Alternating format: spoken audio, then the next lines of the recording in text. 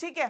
फिर आती है डिवाइस मार्क की बात। यहाँ पे डिवाइस मार्क जो होते हैं वो लोगोज होते हैं, या इसको डिजाइन मार्क भी कहा जाता है। Protect a specific design element और a combination of styled design and text. This can include drawing, symbols, specific fonts, color schemes, or other geographical elements. Unlike word marks, इस लाइन के ऊपर focus जरूर कर लिएगा।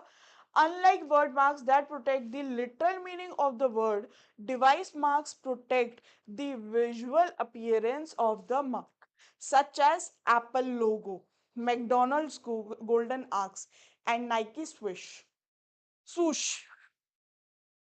देखो क्या क्या बात कर रहा है ये। अगर इस तरीके का एप्पल बन रहा है,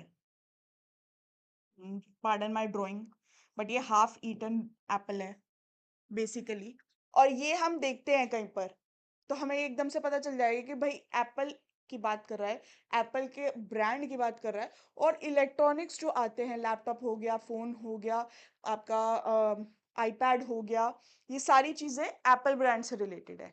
फिर मैकडोनल्ड्स की गोल्डन आर्क्स जो रेड एरिया के ऊपर ऐसे जो बनी हुई है, इनको कहते हैं आर्क्स।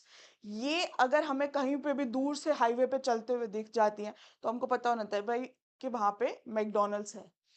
और उसके बाद कर रहे हो नाइकी की स्वोश की बात, दैट इज ये जो साइन है, ये साइन अगर हमें कहीं पे भी दिखता है तो हमें ये पता चल जाता है कि भाई यहाँ पे शूज मिल जाएंगे, ये नाइकी ब्रांड है। तो यहाँ पे बात हुई विजुअल रिप्रेजेंटेशन की, कलर्स एंड कॉम्बिनेशंस। अब एप्पल का कोई पर्टिकुलर कलर नहीं है यहाँ पे, बट मैकडोनल्ड्स का कलर है, रेड के ऊपर गोल्डन आर्क्स। तो वही बात कर रहे हैं हम लोग यहाँ पे डिवाइस मार्क्स के अंदर, यानी कि लोगोस के अंदर। आई होप आपको ये चीज क्लियर हो गई होगी।